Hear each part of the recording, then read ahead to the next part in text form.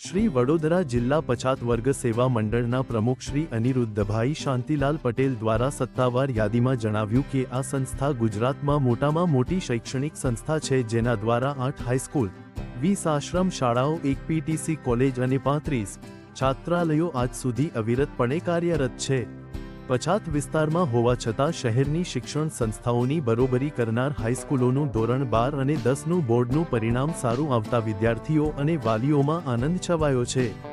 તારીખ 9 મે 2024ના રોજ જાહેર થયેલ ધોરણ 10ના બોર્ડનું પરિણામ આવ્યું, જેમાં સજવા હાઈસ્કૂલનું 100% પરિણામ તેમજ કલારાણી, છોટાઉદેપુર, જોઝ અને ઉત્તર બુનિયાદી આશ્રમ શાળા ગેલવાંટનું પરિણામ સરેરાશ 92% ઉપર આવ્યું છે, જ્યારે ધોરણ 10નું 8 હાઈસ્કૂલોનું પરિણામ 57%થી 96% સુધી આવ્યો છે, જેથી વિદ્યાર્થીઓ અને વાલીઓ અને હાઈસ્કૂલ સંચાલકોમાં ખુશીની લહેર વ્યાપી।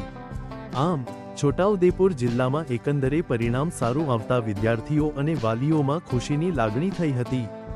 સંપાદન નટવરભાઈ નટુભાઈ પરમાર, પ્રકોપ ન્યૂઝ, છોટાઉદેપુર।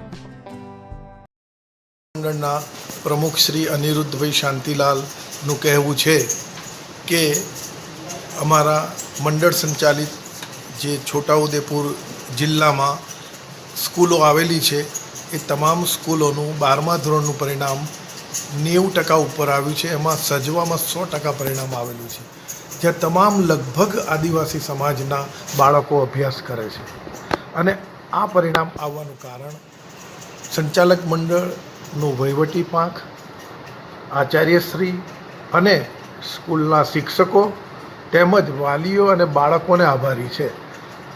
અમે આ પરિણામ હજુ પણ સારું આવે, બાળકો આ વિસ્તારના હોશિયાર થાય, પગભર થાય અને બાળકો સમાજને અનુરૂપ થઈ સમાજનું ઘડતર કરવામાં પ્રયત્નો કરે, એવી અપેક્ષા સાથે હું આપને 2 શબ્દો કહ્યા છે।